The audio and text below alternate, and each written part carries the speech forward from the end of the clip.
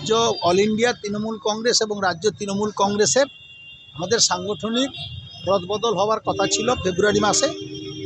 তারা পর্যায়ক্রমে কোনো এই কখনো জগন্নাথ মন্দির উদ্বোধন, কখনো আমাদের এই দেশের এই পহেলগাঁর ঘটনা, বিভিন্ন ঘটনার জন্য দেরি হয়েছে।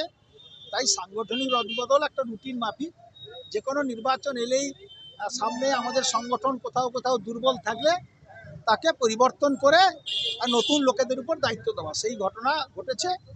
এই পরিবর্তন হয়েছে, যারা দায়িত্ব পেয়েছে তারা, আমরা আশা করব তারা প্রত্যেককেই ভালো সংগঠক এবং তারা ভালো কাজকর্ম করবে, এটা আমরা আশা করব। এটা রাজ্য তৃণমূল, রাজ্য সরকার, পঞ্চায়েত রুরাল গ্রাম উন্নয়ন দপ্তর আমাকে দায়িত্ব দিয়েছে মেন্টরের। আমি সেই দায়িত্ব, যতটুকু দায়িত্ব দিয়েছে সেই দায়িত্বটুকু নিষ্ঠার সঙ্গে পালন করব।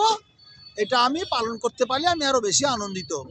প্রথমে কি লক্ষ্য থাকবে, কোনটার উপরে বেশি জোর? আমি প্রথম ডেভেলপমেন্টটা দেখব এবং আমি স্বচ্ছতার সঙ্গে যাতে যে গাইডলাইন গভর্নমেন্টের আছে পঞ্চায়েত ডিপার্টমেন্টের, আমি এই জেলার 25টা ব্লক, 5টা টাউন, সর্বত্রই 323টা গ্রাম পঞ্চায়েত এবং 25টা পঞ্চায়েত সমিতি এবং 70টি জেলা পরিষদ, এই এলাকা নিয়ে পূর্ব মেদিনীপুর জেলা।